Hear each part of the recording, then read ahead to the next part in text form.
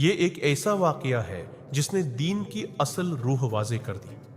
ایک رات حضرت معاذ بن جبل رضی اللہ عنہ، جو علمی حلال و حرام میں سب سے آگے تھے، عشاء کی نماز کے بعد اپنے محلے میں امامت کے لیے کھڑے ہوئے اور انہوں نے طویل قرات شروع کر دی۔ پیچھے کھڑے لوگ دن بھر کی محنت سے تھکے ہوئے تھے، ان میں بیمار، بوڑھے اور کمزور بھی شامل تھے۔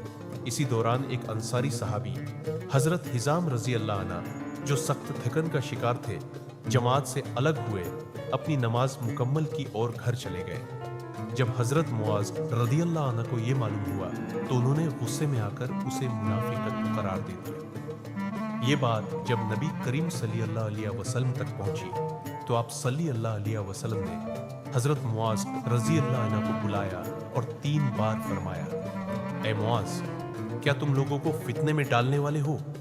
پھر آپ صلی اللہ علیہ وسلم نے واضح حکم دیا کہ جب لوگوں کی امامت کرو تو نماز کو مختصر رکھو، کیونکہ تمہارے پیچھے کمزور، بیمار اور ضرورت مند لوگ بھی ہوتے ہیں۔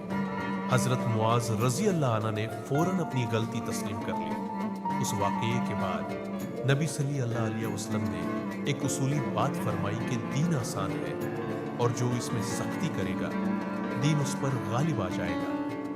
یہ سبق ہے کہ عبادت میں توازن ضروری ہے۔ اللہ کا حق ادا کرتے ہوئے بندوں کی حالت کا خیال رکھنا بھی دین کا اہم حصہ ہے۔